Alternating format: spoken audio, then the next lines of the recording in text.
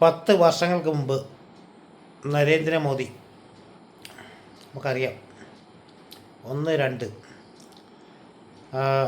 അവിടെ വണങ്ങി കയറുന്ന ഒരു സീൻ എനിക്ക് ഇപ്പോഴും ഓർമ്മയുണ്ട്. 3-ാം വട്ടമാണ് അല്ലേ? തെറ്റുണ്ടെങ്കിൽ തിരുത്തിക്കണം പ്രേക്ഷകർ. ഇപ്പം നരേന്ദ്രമോദി കയറിയപ്പോൾ തീർച്ചയായിട്ടും നമുക്ക് ഒരു പ്രതീക്ഷയുണ്ട്, നരേന്ദ്രമോദി എന്തൊക്കെ സംഭവിക്കും. BJP ഇദ്ദേഹത്തിൽ കയറി. പിന്നെ നരേന്ദ്രമോദിയുടെ പ്രവർത്തനങ്ങൾ, അതിനുശേഷം BJPയുടെ എന്താണ് ഏകാധിപത്യം എന്ന് പറയാവുന്ന ലെവലിലേക്ക് ഓരോരോ നിയമങ്ങൾ വരുന്നുണ്ട്. ഇപ്പം ഈ അടുത്ത കാലത്തായിട്ട് MPമാരെ വരെ 165 MPമാരെ പുറത്താക്കിയിട്ട് കുറേ നിയമങ്ങൾ പാസ്സാക്കി. പ്രധാനപ്പെട്ടതാണോ എന്ന് വെച്ചാൽ CA അടക്കമുള്ള നിയമങ്ങളുണ്ടായിരുന്നു. അപ്പോൾ അങ്ങനെ കുറേ അധികം കാര്യങ്ങൾ രാജ്യത്ത് ഉടനീളം. പിന്നെ എന്താണ് CA നിയമം എന്ന് പറയുമ്പോൾ അറിയാമല്ലോ, മുസ്ലിം വിരുദ്ധ എന്ന് പറയുന്നെങ്കിലും മുസ്ലിങ്ങൾക്ക്, ഇന്ത്യയിലെ മുസ്ലിങ്ങൾക്ക് പേടിക്കേണ്ട കാര്യമൊന്നുമില്ല. ഇവിടെ താമസിക്കുന്ന മുസ്ലിങ്ങൾ, വർഷങ്ങളോളം താമസിക്കുന്ന മുസ്ലിങ്ങൾക്ക് ഒരു പേടിയും വേണ്ട. അതിൻ്റെ യാഥാർത്ഥ്യം മനസ്സിലാക്കിക്കൊണ്ട് പറഞ്ഞാണ്. ഞാൻ BJPക്കാരനൊന്നുമല്ല.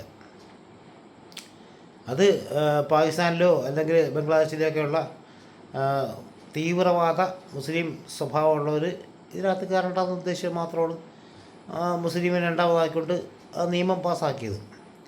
പിന്നെ കേരളത്തിലെ നമ്മുടെ മുഖ്യമന്ത്രി മലപ്പുറത്ത് അവരുടെയൊക്കെ ഒന്ന് പ്രസവിച്ച് കേരളത്തിൽ നിയമം നടപ്പാക്കലെന്ന് ഓൺലൈൻ വഴി, ദേശീയ ഓൺലൈൻ വഴി അത് ഒരുപാട് പേര് ചെയ്തുകൊണ്ടേയിരിക്കുന്നുണ്ട്. കേരളത്തിൻ്റെ കാര്യം, മുഖ്യമന്ത്രിക്ക് കാര്യം ചുമ്മാ പറ്റിക്കാനായിട്ട്. മുഖ്യമന്ത്രി ഇതിൽ ഇടപെടാൻ മുഖ്യമന്ത്രിക്ക് ഒരു കാര്യമില്ല. കേന്ദ്ര നിയമമാണ്. സംസ്ഥാനങ്ങൾക്ക് യാതൊരു ബാധകവുമില്ല. സംസ്ഥാനങ്ങൾക്ക് ഒന്നും ചെയ്യാൻ പറ്റില്ല. ബാധകമല്ലെന്നുള്ളതല്ല, സംസ്ഥാനങ്ങൾക്ക് ഈ നിയമത്തിൽ ഒന്നും ചെയ്യാൻ പറ്റില്ല.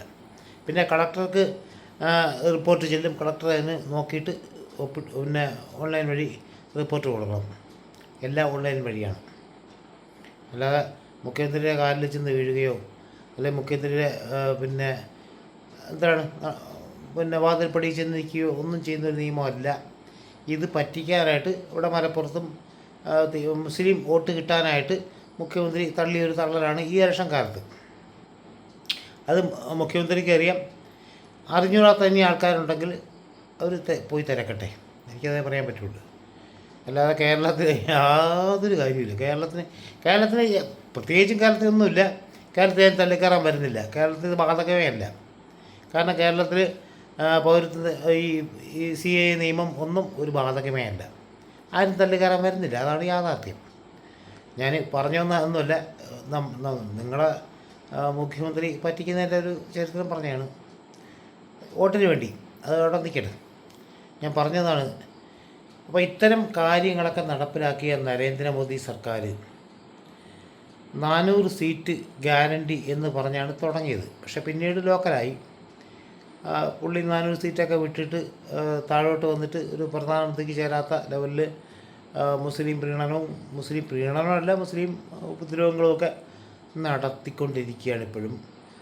സംസ്ഥാനങ്ങൾ തോറും ഓരോരോ പ്രസംഗങ്ങൾ, രാഹുൽ ഗാന്ധിയെ മുച്ചൂട് വിമർശിക്കുക, പിന്നെ ഓരോരോ അതത് സംസ്ഥാനങ്ങളിലെ സർക്കാരുകളെ, BJP അല്ലാത്ത സർക്കാരിനെയൊക്കെ വിമർശിക്കുക. ഇതെല്ലാം സ്വാഭാവികമായിട്ട് നടന്നുകൊണ്ടിരിക്കുന്ന ഒരു പ്രക്രിയയാണ്.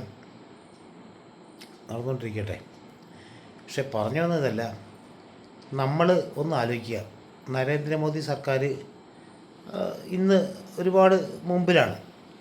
കാരണം കോൺഗ്രസിൻ്റെ അവസ്ഥ ദയനീയവുമാണ്. നമുക്കറിയാം കോൺഗ്രസ് ഇന്ന് എവിടെ എത്തി നിൽക്കുന്നു എന്ന് നമുക്ക് ആലോചിച്ചാൽ പരമകഷ്ടമാണ്. കാരണം കോൺഗ്രസിന് അധികാരം പോയിട്ട് കുറേ വർഷമായി. ദയനീയമാണ്. എങ്കിൽ പോലും 1000 കോടി രൂപ ബോണ്ട് കിട്ടി. അതൊരു ഭാഗ്യം. BJPക്ക് 8000 സംതിങ് കിട്ടിയതും വേറൊരു ഭാഗ്യമല്ല. BJPക്ക് അത് കിട്ടും. BJPക്ക് കാശുണ്ട്. കോൺഗ്രസിന് കുറച്ചെങ്കിലും കിട്ടിയല്ലേ, അത് പ്രതീക്ഷിക്കുന്ന, ഞാൻ ഇത് പറയുന്നത് പച്ചയായിട്ട് പറയുകയാണ്. അപ്പോൾ കോൺഗ്രസ് എന്തെങ്കിലുമൊക്കെ കിട്ടും അല്ലെങ്കിൽ അധികാരം വരും എന്ന് കണക്കൂട്ടിയാണ് ഈ മുതലാളിമാർ ഈ ബോണ്ടൊക്കെ കൊടുത്തത്. അത് ആലോചിക്കുക.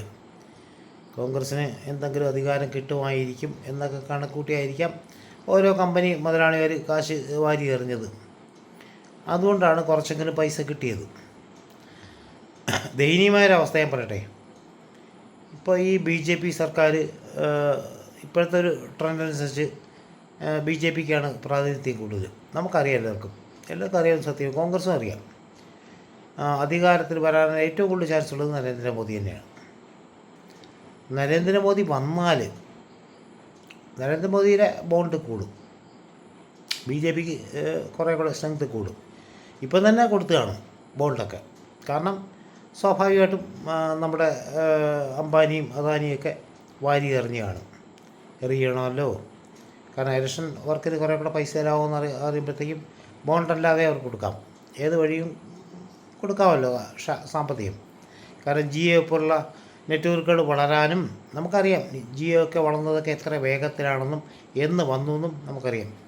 അതിൻ്റെ പിന്നാലെ കിടന്ന വോഡാഫോണും എയർടെല്ലും ഒക്കെ ഏത് ലെവലിൽ പോയെന്നും സർക്കാരിൻ്റെ തന്നെ BSNL 3Gയിൽ ഇപ്പോഴും കിടക്കുന്ന ഗതികേട് നമുക്കറിയാം. അപ്പോൾ സർക്കാരിൻ്റെ കേന്ദ്ര സർക്കാരിൻ്റെയാണ് BSNL ഏത് ലെവലിൽ കിടക്കുന്നു. 3G 5G കഴിഞ്ഞ് 6Gക്ക് വേണ്ടി അപ്ലൈ ചെയ്യുകയാണ് അത് ജിയോയുടെ വേഗത ഏറ്റവും വേഗത്തിലായത് നമുക്കറിയാം. അതുപോലെ തന്നെ നമ്മളെ എന്താണ് താടിയൊക്കെ വളർത്തിയൊരു സന്യാസി ഉണ്ടല്ലോ, സന്യാസി എന്ന് പറയാൻ പറ്റില്ല, പതഞ്ജലിയൊക്കെ വളർന്നത്. ഞാൻ പറഞ്ഞ് ഉപദ്രവിക്കുന്നില്ല ആരെയും. അപ്പോൾ ഒരുപാട് വളർന്നു നരേന്ദ്രമോദിയെ സർക്കാരിൻ്റെ കാലഘട്ടത്തിൽ കുറേയധികം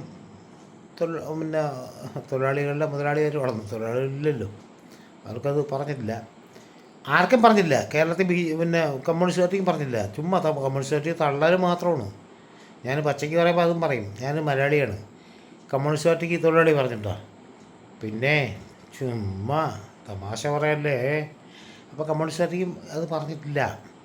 അപ്പോൾ അതുകൊണ്ട് അത് പോട്ട്, തൊഴിലാളി എന്നുള്ള വാക്കേ വിടാം. കാരണം ഇവർക്ക് ആർക്കും പറഞ്ഞില്ല. എല്ലാം മുതലാളിമാരാണ്, കാരണം എല്ലാം ബൂർഷുകളാണ്. അപ്പം ബൂർഷുകളെ ഇത്തരത്തിൽ വളർത്തി നരേന്ദ്രമോദി സർക്കാർ വീണ്ടും അധികാരത്തിൽ വന്നാൽ കോൺഗ്രസിൻ്റെ അവസ്ഥ എവിടെയായിരിക്കും?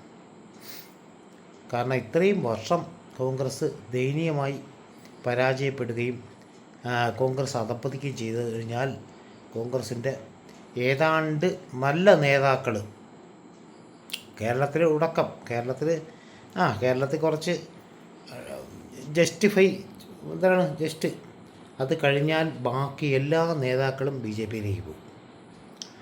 ഞാൻ വെറുതെ പറയുന്നതല്ല, BJPയിലെ ചൂണ്ട അതാണ്. കാരണം പൈസ കൊടുക്കും, ആവശ്യമുള്ള പൈസയും കൊടുക്കും, സ്ഥാനമാനങ്ങളും കൊടുക്കും. താൽക്കാലികമാണ്, പൈസ കിട്ടുമ്പം അത് സമ്പാദിക്കുക വയ്ക്കുക. ഗവർണർ സ്ഥാനം ഒരു 2-3 വർഷം അല്ലെങ്കിൽ 5 വർഷം കഴിയുമ്പോഴത്തേക്കും അത് കളഞ്ഞിട്ട് പിന്നെ ഡീസൻ്റായിട്ട് വീട്ടിലിരിക്കുക. ഇപ്പം കുമ്മന രാജശേഖരനെ കാണാൻ പോലില്ല. നമ്മളെ ശ്രീധരൻ പിള്ളയും കാലം കഴിഞ്ഞു. കാരണം ഇനി അദ്ദേഹത്തിന്, ഞാൻ കാലം കഴിഞ്ഞു എന്ന് പറയുമ്പോൾ അദ്ദേഹത്തിന് ജീവിച്ചിരിപ്പുണ്ടോ അതല്ല ഉദ്ദേശിച്ചത്, നമുക്ക് യൂട്യൂബിൻ്റെ വൃത്തി പറയല്ല.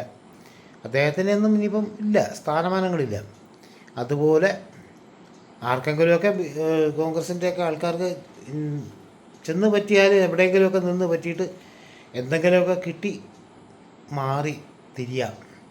കാരണം കോൺഗ്രസിൻ്റെ അവസ്ഥ ദയനീയമായിരിക്കും. സാമ്പത്തികമായിട്ട് അടിത്തറ തീർത്തും തകർന്ന് തരിപ്പണമാകുന്നൊരവസ്ഥയിലേക്ക് കോൺഗ്രസ് പോകും എന്നുള്ള ഉറപ്പാണ്.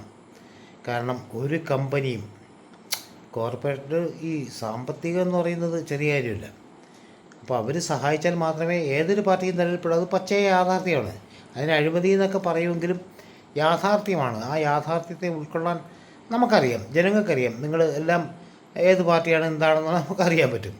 അപ്പം നിങ്ങൾ അഴിമതി മുൻപന്തിയിലായതുകൊണ്ടാണ് നിങ്ങൾ പുറത്ത് പോയത്. പക്ഷെ നിങ്ങൾക്ക് പിന്നെ കൈനീട്ടം പോലെ ആരെങ്കിലുമൊക്കെ തരുന്നത് കൊണ്ടാണ് ഇപ്പോൾ ജീവിച്ചു പോണത്.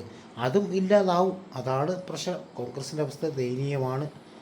നമുക്കെന്തായാലും ജൂൺ 4 ശേഷം ഒന്ന് കണ്ടു നോക്കാം ഇങ്ങനെ ആവുമോ ഇല്ലെന്ന്.